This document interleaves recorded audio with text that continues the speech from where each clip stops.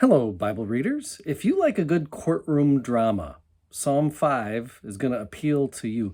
And with the most dramatic language, you can just imagine the plaintiff standing up in court, pointing their finger directly at the accused while telling the judge, there is no truth in their mouths. Their hearts are destruction. Their throats are open graves. Like their throats are open graves. That's amazing. The fifth psalm is another in the 5-part cluster of lament psalms that began with Psalm 3.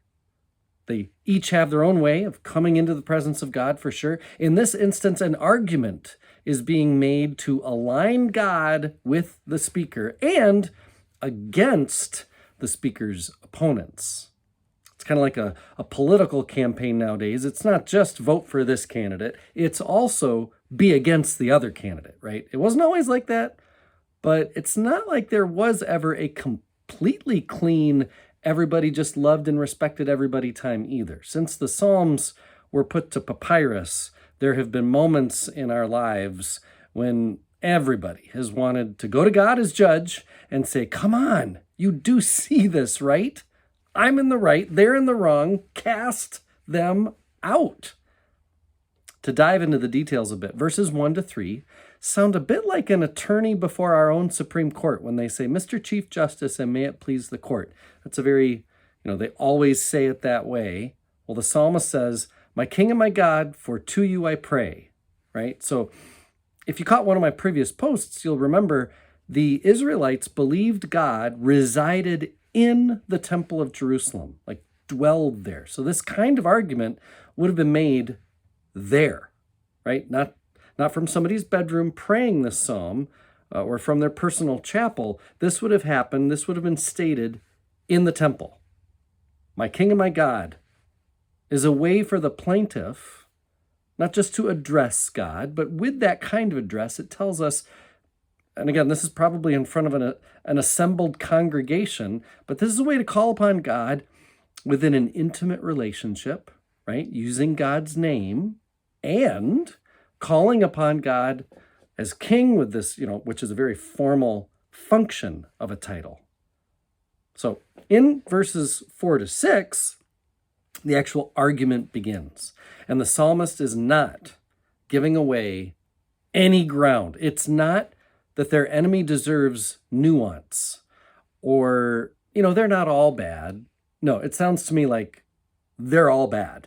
God, you don't delight in wickedness. Evil will not sojourn with you. The psalmist speaks of them as boastful, evildoers who speak lies, are bloodthirsty and deceitful. Like, okay, I love what my Brugam and Bellinger commentary says about this. The psalmist is unembarrassed at their rhetoric, indicating the tough-minded realism of their piety.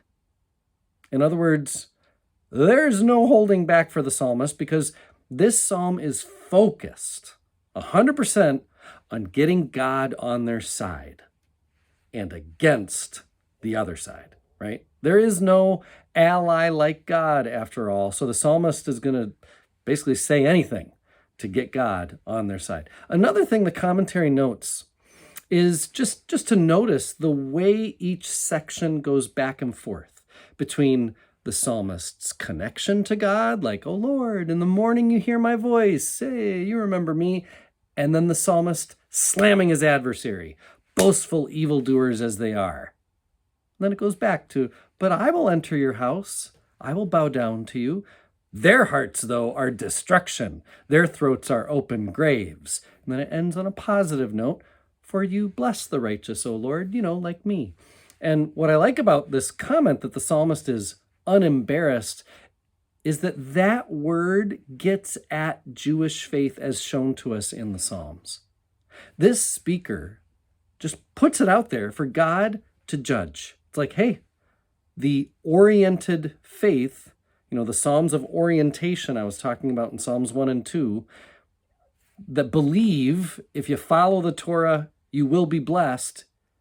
Hey, I believe that. I live that. They don't. So, God, do what you do, cast them out. To just call on God to be the just God we believe in, the just God that we seek, requires a confidence that comes from intimate relationship. When I talk to premarital couples, one of the greatest challenges for less experienced couples, and it can remain a challenge for as long as they both shall live, is to assert how they feel or assert what they need. Like, oh, it drives me crazy that you never put away your dishes. But some of us just won't say anything because, well, there's a lot of things that might be going on in their head. Might be afraid they'll blow us off. Like we say, put your dishes away. Or maybe one thinks to themselves, well, it's just not that big a deal. I should just get over it. Okay, but if it bothers you, how do you make it not bother you? Or maybe I need my partner to rearrange their schedule for something that it's not essential for me to do, but I want it done. So, but maybe I just don't even bring it up because, well, I might get rejected.